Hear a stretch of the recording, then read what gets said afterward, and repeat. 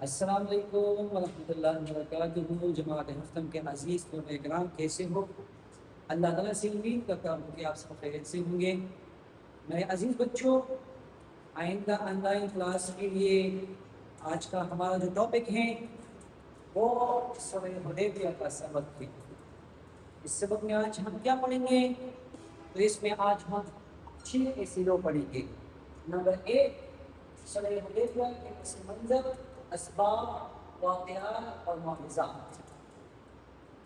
بیعت رضوان اور عثمان رضی اللہ عنہ عظمت، حضرت ابو بکر رضی اللہ عنہ کے واقعے پر عبادت کی اہمیت، صلح حدیبیہ کی شرائط، صلح حدیبیہ میں حضرت سلمہ رضی اللہ تعالی عنہ کے کردار اور صلح حدیبیہ کے نتائج۔ آج کا یہ ہمارا سبق ہے۔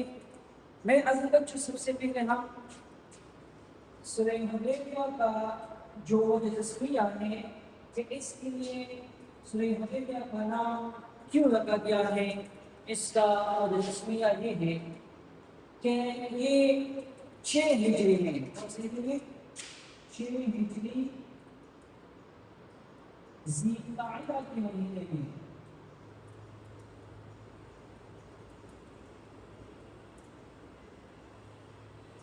6 ہجری ذی القعدہ کے مہینے میں کفار مکہ اور مسلمانوں کے درمیان ایک معاہدہ ہوا ہے حدیبیہ کے مقام پر۔ اس وجہ سے اس کو صلح حدیبیہ کہا جاتا ہے۔ یعنی 6 ہجری میں نبوت ہجرت کے 6 سال میں ذی القعدہ کے مہینے میں کفار مکہ اور مسلمانوں کے درمیان ایک صلح ہوا ہے حدیبیہ کے مقام پر، تو اسی وجہ سے اس کو صلح حدیبیہ کہا جاتا ہے۔ یہ اس کا وجہ تسمیہ ہے۔ اچھا، آگے ہم اپنے اصولوں کی طرف۔ تو صلح حدیبیہ کے پس منظر، اسباب، واقعات اور معجزات، یہ ہمارا پہلا اصول ہے۔ پس منظر کیا تھا صلح حدیبیہ کا؟ پس منظر کیا تھا؟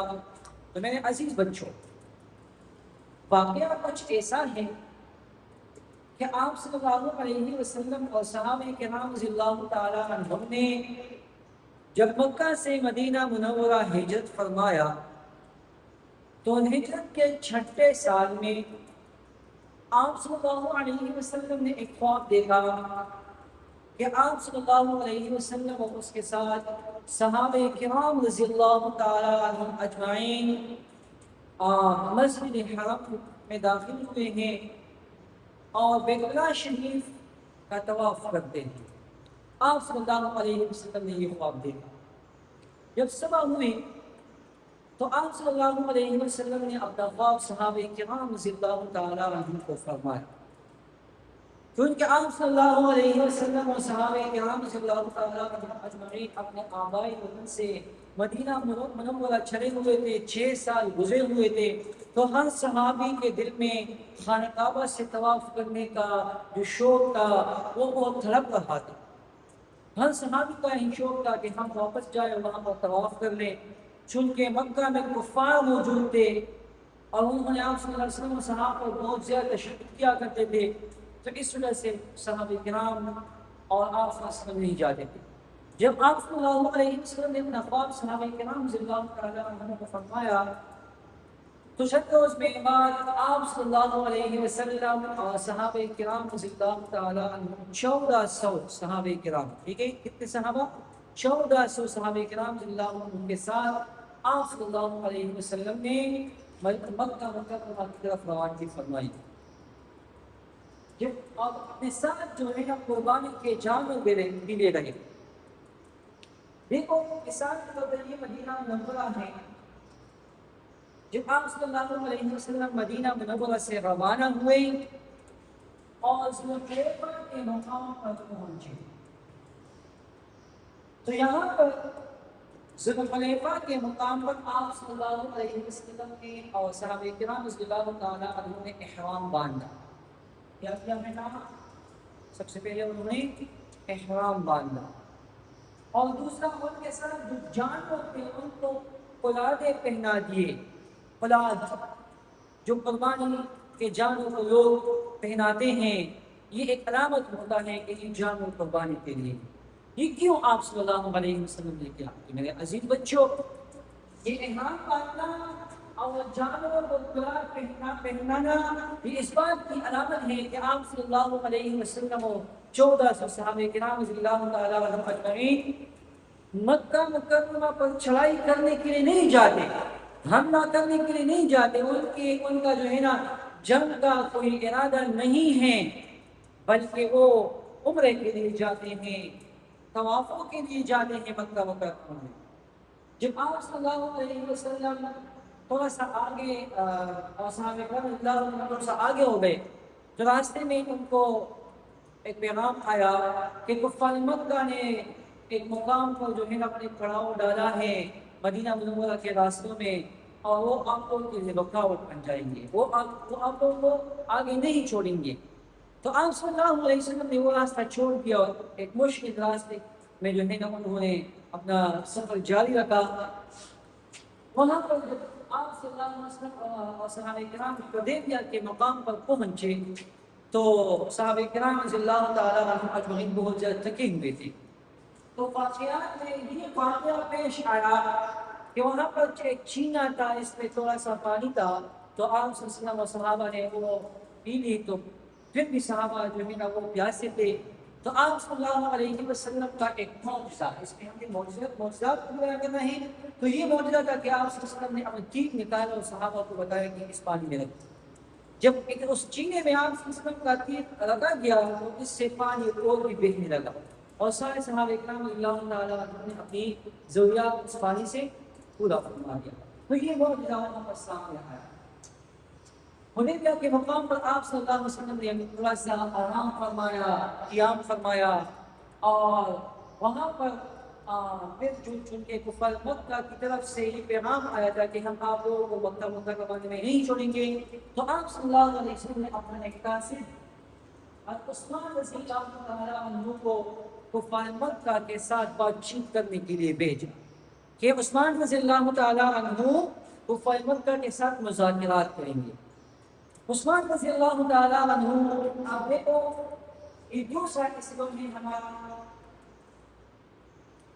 وہاں پر عثمان رضی اللہ تعالیٰ عنہ جو ہے نا کچھ دنوں کے لیے انہوں نے روکا تھا، تو مسلمانوں میں یہ افواہ پھیل گیا کہ نعوذ باللہ کفار مکہ نے عثمان رضی اللہ عنہ کو شہید کیا ہے، یہ افواہ جو ہے نا مسلمانوں میں پھیل گیا، تو آپ صلی اللہ علیہ وسلم بہت زیادہ زدہ ہو گیا، اور آپ صلی اللہ علیہ وسلم نے صحابہ کرام رضی اللہ تعالیٰ عنہ کو ایک جگہ پر جمع کیا، ایک درخت کے نیچے پر، اور وہاں پر صحابہ سے ایک وعدہ لے لیا، اور اس کو بیعت رضوان کہا جاتا ہے، بیعت رضوان، جہاں پر آپ صلی اللہ علیہ وسلم نے صحابہ سے وعدہ لیا تھا کہ جب تک ہم صحابہ کرام رضی اللہ تعالیٰ عنہ نے حضرت عثمان رضی اللہ تعالیٰ عنہ کا انتقام نہ دیا ہو تو ہم واپس نہیں جائیں گے۔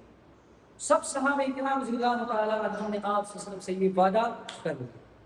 آپ صلی اللہ علیہ وسلم نے ایک ہاتھ عثمان رضی اللہ تعالیٰ عنہ کی جگہ رکھا، یہ عثمان کی طرف سے میں بیعت کر رہا ہوں کہ میں حضرت عثمان کے خون کا بدلہ لوں گا، یا یہاں پر ہم سب شہید ہوں گے یا ہم حضرت عثمان رضی اللہ عنہ کے خون کا بدلہ لیں گے۔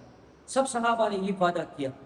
پھر چند روز بعد معلوم ہوا کہ عثمان رضی اللہ تعالیٰ عنہ کو کفار مکہ نے شہید نہیں کیا ہے، بلکہ انہوں نے کچھ مقاصد کے لیے روکا تھا۔ آخر میں صلح ہوا، اس صلح میں دیکھو ابو جہل رضی اللہ عنہ کا واقعہ پیش ہے، اس میں کچھ شرائط تھے، ابھی ہم شرائط کو پڑھنے والے ہیں۔ اس میں مذاکرات کے درمیان یہ واقعہ ہوا کہ ابو جہل رضی اللہ عنہ ایک صحابی ہیں، انہوں نے ایمان قبول کیا تھا، لیکن یہ مکہ میں تھا، تو یہ آپ صلی اللہ علیہ وسلم کے پاؤں میں بیڑے تھے، بیڑوں سمیت آپ صلی اللہ علیہ وسلم کے پاس آیا۔ آپ صلی اللہ علیہ وسلم کفار مکہ نے مطالبہ کیا کہ یہ آپ لوگوں کے ساتھ نہیں جائیں گے۔ آپ صلی اللہ علیہ وسلم نے ابو جہل رضی اللہ عنہ کو جو ہے نا تسلی دے دی، ان کو بتا دیا کہ اللہ آپ کو اس کو بہترین بتا دے گا، اب ہم آپ کو جو ہے نا آپ اپنے ساتھ نہیں جا سکتے، کیونکہ شرائط میں یہ بات طے ہوئی تھی، ٹھیک ہے۔ رہنے میں کیا شرائط تھے؟ تو ان مذاکرات میں شرائط ہوئے کہ آپ اس سال عمرہ نہیں کریں گے، یہی صحابہ کرام جو اس سال آئے ہیں وہ عمرہ نہیں کریں گے، بلکہ اگلے سال آئیں گے، صرف 3 دن مکہ مکرمہ میں گزاریں گے، عمرہ کریں گے اور واپس آپ لوگ جائیں گے۔ ایک ہی شرط کے بعد دوسرا شرط یہ ہوا کہ کفار کی طرف سے یہ شرط ہوا، معاہدہ ہوا کہ اگر کوئی مکہ سے مدینہ بھاگ کر آئے تو واپس بھیجنا ہوگا، مکہ سے کوئی مدینہ منورہ بھاگ کر آئے تو مسلمان لوگ جو ہے نا وہ کفار کو واپس کر دے گا، لیکن اگر مدینہ منورہ سے کوئی مسلمان کفار کی طرف آ گیا تو مسلمان کفار جو ہے نا اس مسلمان کو واپس نہیں کرے گا۔ یہ تیسرا شرط پایا گیا۔ تیسرا چھوٹا شرط یہ ہے کہ جب اگلے سال آپ لوگ عمرے کے لیے آئیں گے تو آپ لوگ کی تلوار نیام سے باہر نہیں ہوگا بلکہ وہ اپنے نیام میں ہوگا۔ یہ کچھ شرائط ہے پایا۔ ہم جو ایسے لوگ ہیں سورہ حدیبیہ میں حضرت سلمہ رضی اللہ تعالیٰ عنہ کے کردار، سورہ حدیبیہ کے موقع پر حضرت سلمہ رضی اللہ تعالیٰ عنہ کا کردار یہ بیان ہوا ہے اس میں کہ جب صحابہ کرام رضی اللہ تعالیٰ عنہم جمع تھے، آپ صلی اللہ علیہ وسلم بہت زیادہ افسردہ تھا، خفگان کی حالت میں تھا اور سارے صحابہ کرام بھی پریشان تھے۔ تو ام سلمہ رضی اللہ عنہا نے آپ صلی اللہ علیہ وسلم کو خلیدہ کرتے اور ان کو مشورہ دیا کہ سارے صحابہ کرام بہت زیادہ پریشان ہیں، لہٰذا آپ اپنی بال بھی منڈوا لیں اور اپنی جانور کو یہاں پر قربان کر لیں۔ جب آپ ایسا کام کر لیں تو سارے صحابہ آپ کی اقتدا کرے گا، وہ بھی سر کو بھی منڈوا لے گا اور جانور بھی قربان کرے گا۔ لہٰذا آپ صلی اللہ علیہ وسلم جب اس طرح کیا تو سارے صحابہ کرام رضی اللہ تعالیٰ عنہم نے اپنی سر بالوں کو بھی منڈوا لیا اور وہاں پر قربانی کر لی اور وہاں سے واپس روانہ ہوئے۔ نتیجہ کیا نکلا؟ نتیجہ یہ نکلا کہ اس میں اسلام کا سیاسی، معاشی، دینی بہت سے فوائد حاصل ہوئے ہیں۔ پھر چند سال بعد اللہ سبحانہ و تعالیٰ جو ہے نا آپ صلی اللہ علیہ وسلم کو فتح نصیب فرمایا اور کفار سارے جو ہے نا مدینہ منورہ سے بھی نکل گئے، مکہ پر بھی آپ صلی اللہ علیہ وسلم کا غلبہ ہو گیا۔ میرے عزیز بچوں، یہ تھا آج کا ہمارا سبق۔ اگر اس میں کوئی کوئسچن وغیرہ ہو انشاءاللہ ہفتے کے دن آن لائن کلاس میں آپ لوگ ضرور میرے ساتھ شریک کریں۔ والسلام۔